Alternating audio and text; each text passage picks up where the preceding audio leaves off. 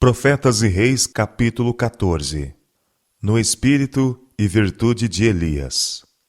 Através dos longos séculos que têm passado desde o tempo de Elias, o registro da atividade de sua vida tem levado inspiração e coragem aos que têm sido chamados a permanecer pelo direito em meio de apostasia. E para nós, para quem já são chegados os fins dos séculos, ele tem especial significação. A história está se repetindo. O mundo hoje tem seus Acabes e suas Jezabéis. O presente século é tão verdadeiramente um século de idolatria como aquele em que Elias viveu. Pode não haver nenhum altar externamente visível. Pode não haver nenhuma imagem sobre que os olhos repousem. Contudo, milhares estão seguindo após os deuses deste mundo. Riqueza, fama, prazeres e as agradáveis fábulas que permitem ao homem seguir as inclinações do coração não regenerado. Multidões têm uma errônea concepção de Deus e seus atributos e estão servindo a um falso Deus tão verdadeiramente como o estavam os adoradores de Baal. Muitos, mesmo entre os que se declaram cristãos, têm se aliado com influências que são inalteravelmente opostas a Deus e sua verdade. Assim são levados a se afastarem do divino e a exaltarem o humano. O espírito predominante em nosso tempo é de infidelidade e apostasia. Espírito de professada iluminação por causa do conhecimento da verdade, mas na realidade da mais cega presunção. Teorias humanas são exaltadas e postas onde deviam estar Deus e sua lei.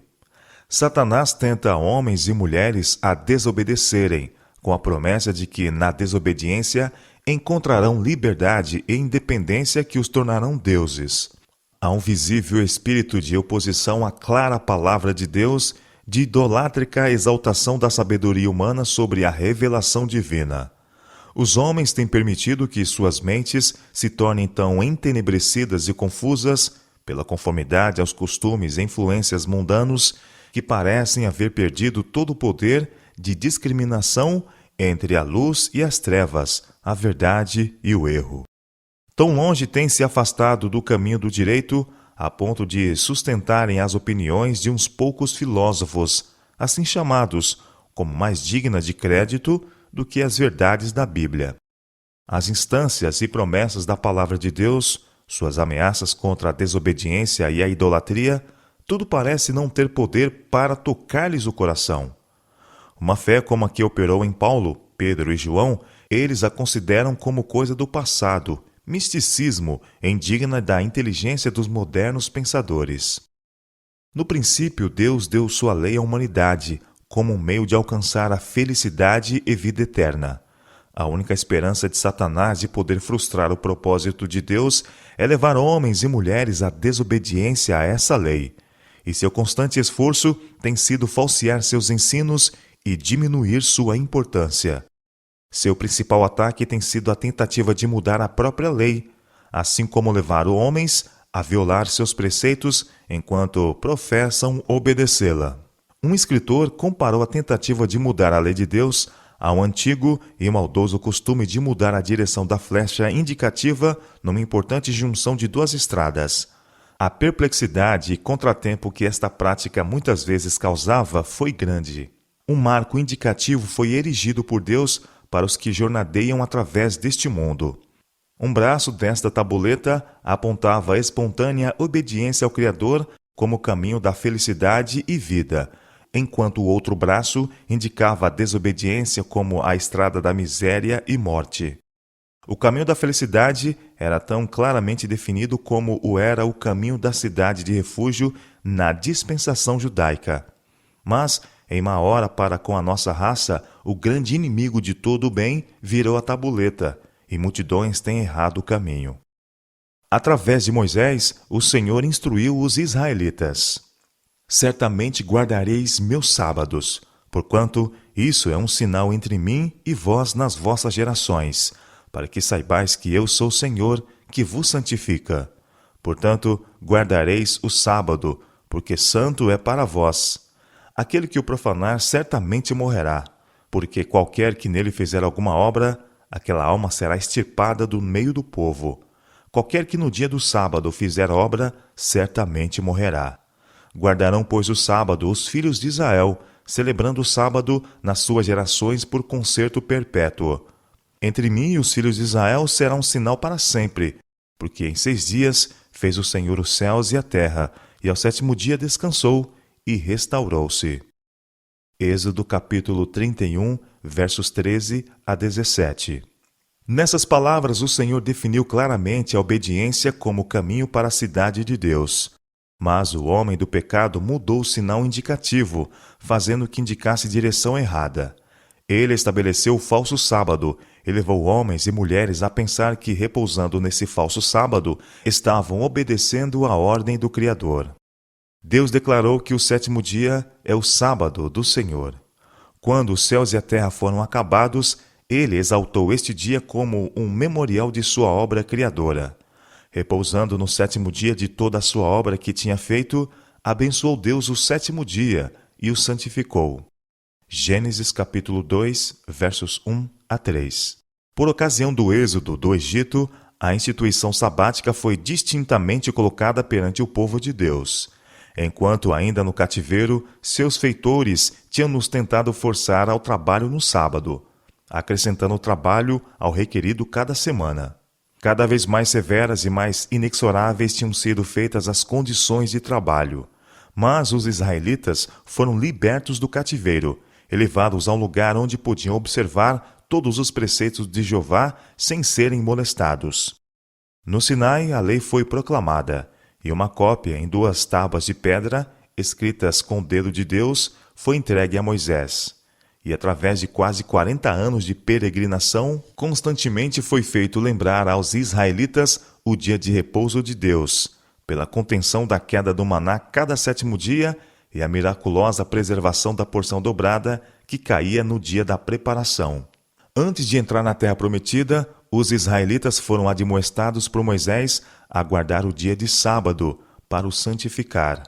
Era desígnio do Senhor que, pela fiel observância do mandamento do sábado, Israel fosse continuamente lembrado de sua responsabilidade perante Ele como seu Criador e Redentor.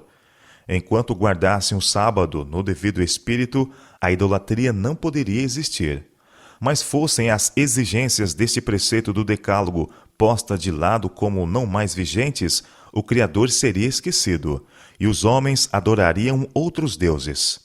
Também lhe dei os meus sábados, declarou Deus, para que servissem de sinal entre mim e eles, para que soubessem que eu sou o Senhor que os santifica. Contudo, rejeitaram os meus juízos e não andaram nos meus estatutos, e profanaram os meus sábados, porque o seu coração andava após os seus ídolos. Em seu apelo para que tornassem a ele, o Senhor lhe chamou a atenção outra vez para a importância da santificação do sábado. Eu sou o Senhor vosso Deus, disse ele. Andai nos meus estatutos e guardai os meus juízos e executai-os. E santificai os meus sábados e servirão de sinal entre mim e vós, para que saibais que eu sou o Senhor, o vosso Deus. Ezequiel capítulo 20, verso 12, 16, 19 e 20.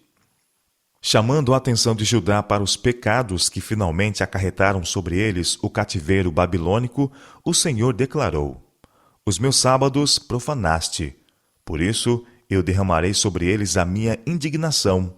Com fogo do meu furor os consumi, fiz que o seu caminho recaísse sobre as suas cabeças. Ezequiel capítulo 22, versos 8 e 31. Por ocasião da restauração de Jerusalém, nos dias de Neemias, a quebra do sábado foi confrontada com a severa inquirição. Porventura não fizeram vossos pais assim, e nosso Deus não trouxe todo este mal sobre nós e sobre esta cidade? E vós ainda mais acrescenteis o ardor de sua ira sobre Israel, profanando o sábado. Neemias capítulo 13, verso 18. Cristo, durante seu ministério terrestre, deu ênfase aos imperiosos reclamos do sábado. Em todo o seu ensino, ele mostrou reverência pela instituição que ele mesmo dera. Em seus dias, o sábado tinha se tornado tão pervertido que sua observância refletiu o caráter de homens egoístas e arbitrários, antes que o caráter de Deus. Cristo pôs de lado o falso ensino pelo qual os que proclamavam conhecer a Deus tinham-no deformado. Embora seguindo com impiedosa hostilidade pelos rabis, ele não pareceu sequer conformar-se às suas exigências, mas prosseguiu retamente, guardando o sábado de acordo com a lei de Deus. Em linguagem que não pode deixar de ser compreendida, ele testificou de sua consideração pela lei de Jeová. Não cuideis que eu vim destruir a lei ou os profetas, declarou. Não vim abrogar, mas cumprir. Porque em verdade vos digo que até que o céu e a terra passem, nem um jota ou um tio se omitirá da lei, sem que tudo seja cumprido. Qualquer, pois, que violar um destes mais pequenos mandamentos e assim ensinar aos homens, será chamado menor no reino dos céus. Aquele, porém, que os cumprir e ensinar, será chamado grande no reino dos céus. São Mateus capítulo 5, versos 17 a 19. Durante a dispensação cristã, o grande inimigo da felicidade do homem fez do sábado do quarto mandamento um objeto de ataque especial. Satanás diz: eu atravessarei os propósitos de Deus, capacitarei meus seguidores a porem de lado o memorial de Deus, o sábado do sétimo dia. Assim mostrarei ao mundo que o dia abençoado e santificado por Deus foi mudado. Esse dia não perdurará na mente do povo, apagarei a lembrança dele. Porém, em seu lugar, um dia que não leve as credenciais de Deus, um dia que não seja um sinal entre Deus e seu povo. Levarei os que aceitarem este dia a porem sobre ele a santidade que Deus pôs sobre o sétimo dia. Através de meu representante, engrandecerei a mim mesmo. O primeiro dia será exaltado, e o mundo protestante receberá este sábado espúrio como genuíno. Através da não observância do sábado que Deus instituiu, levarei sua lei ao menosprezo. As palavras, um sinal entre mim e vós, por todas as vossas gerações, farei que se prestem para o meu sábado. Assim o mundo tornar-se-á meu. Eu serei o governador da terra, o príncipe do mundo. Controlarei assim as mentes sob meu poder, para que o sábado de Deus seja um objeto de especial desprezo. Eu farei a observância do sétimo dia um sinal de deslealdade para com as autoridades da terra. As leis humanas serão feitas tão rígidas que os homens e mulheres não ousarão observar o sábado do sétimo dia. Pelo temor de que lhes venha a faltar alimento e vestuário, eles se unirão com o mundo na transgressão da lei de Deus. A terra estará inteiramente sob meu domínio. Através do estabelecimento de um dia falso, o inimigo pensou em mudar os tempos e as leis. Mas tem tido ele realmente êxito em mudar a lei de Deus? As palavras do capítulo 31 de Êxodo são a resposta. Aquele que é o mesmo ontem, hoje e eternamente, declarou do sétimo dia. É um sinal entre mim e vós nas vossas gerações. Será um sinal para sempre. Êxodo capítulo 31, versos 13 e 17. A tabuleta virada está indicando um caminho errado, mas Deus não mudou. Ele ainda é o poderoso Deus de Israel. Eis que as nações são consideradas por ele como gota de um balde, e como o pó miúdo das balanças. Eis que lança por aí as ilhas, como a uma coisa pequeniníssima. Nem todo o Líbano basta para o fogo, nem os seus animais bastam para holocaustos. Todas as nações são como nada perante ele. Ele considera-as menos do que nada, e como uma coisa vã.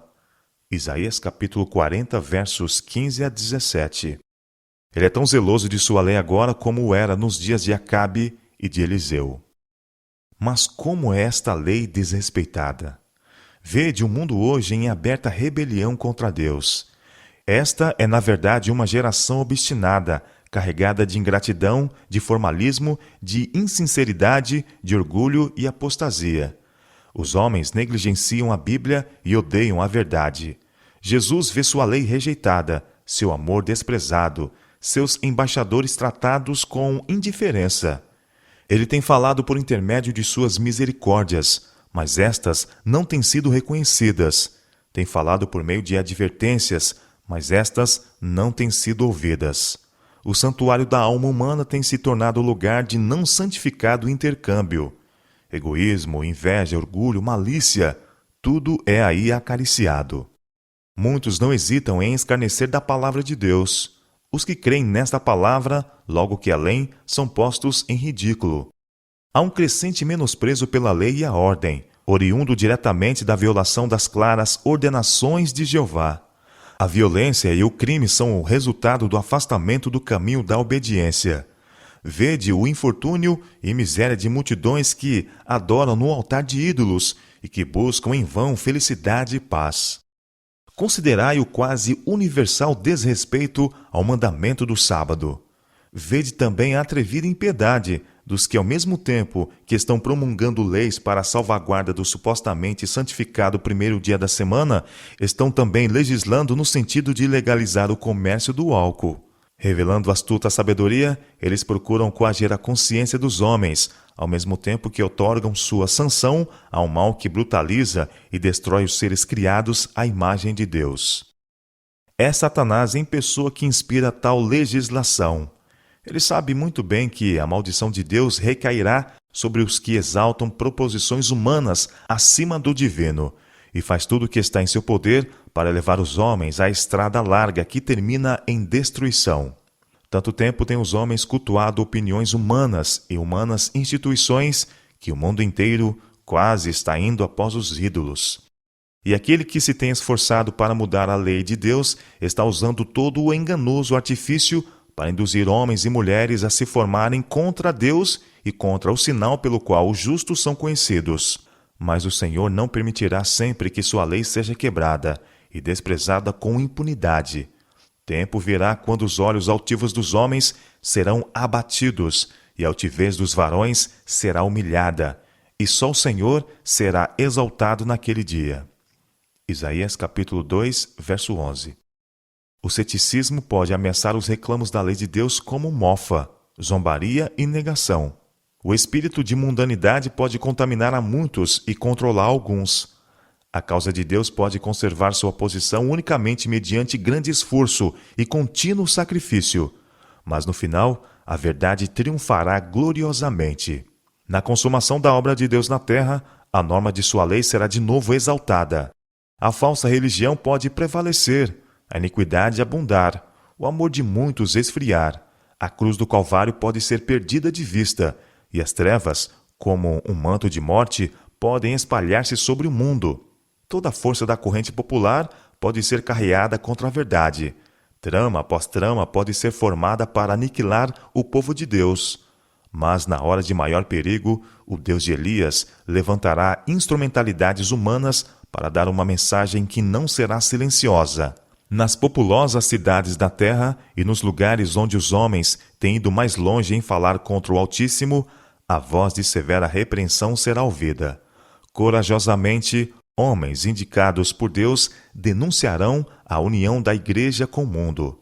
Com fervor, chamarão homens e mulheres para que voltem da observância de uma instituição de feitura humana para a guarda do verdadeiro sábado. Temei a Deus e dai-lhe glória, proclamarão a toda a nação, porque vinda é a hora do seu juízo. E adorai aquele que fez o céu e a terra, e o mar e as fontes das águas.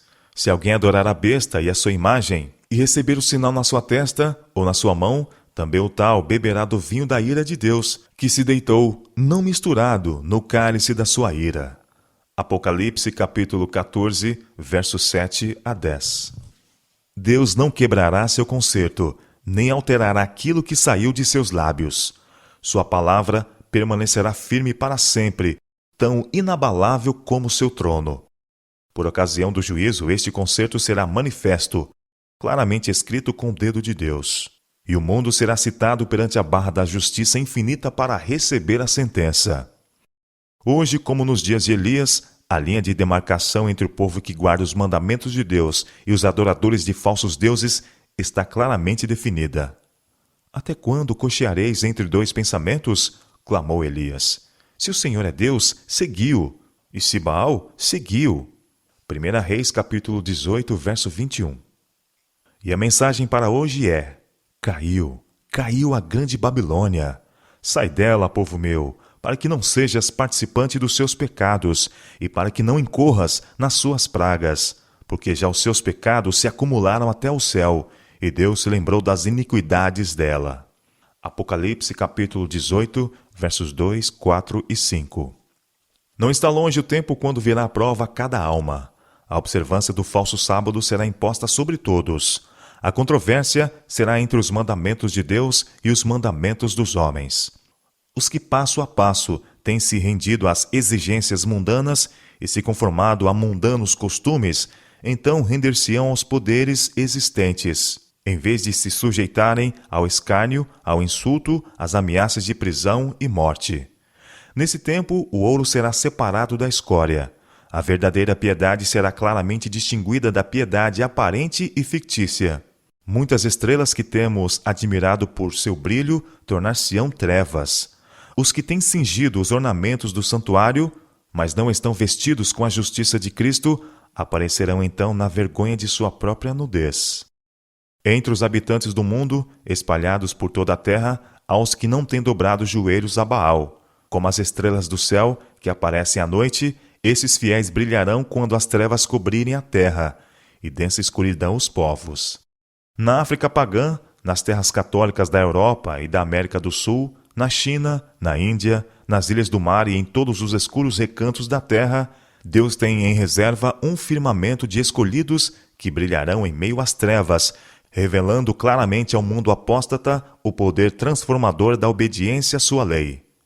Mesmo agora eles estão aparecendo em toda a nação, entre toda língua e povo, e na hora da mais profunda apostasia, quando o supremo esforço de Satanás for feito no sentido de que todos, pequenos e grandes, ricos e pobres, recebam, sob pena de morte, o sinal de submissão a um falso dia de repouso, esses fiéis, irrepreensíveis e sinceros filhos de Deus, inculpáveis no meio de uma geração corrompida e perversa, resplandecerão como astros no mundo. Quanto mais escura a noite, com maior brilho eles refugirão. Que estranha obra Elias teria feito enumerando Israel, quando os juízos de Deus estavam caindo sobre o povo apostatado. Ele podia contar somente um do lado do Senhor, mas quando disse, só eu fiquei, e buscam a minha vida para me tirarem, a palavra do Senhor o surpreendeu. Fiz ficar em Israel 7.000, todos os joelhos que não se dobraram a Baal. 1 Reis, capítulo 19, versos 14 e 18. Que nenhum homem procure enumerar Israel hoje, mas cada um tenha um coração de carne, um coração de branda simpatia, um coração que, à semelhança do coração de Cristo, se expanda para a salvação de um mundo perdido.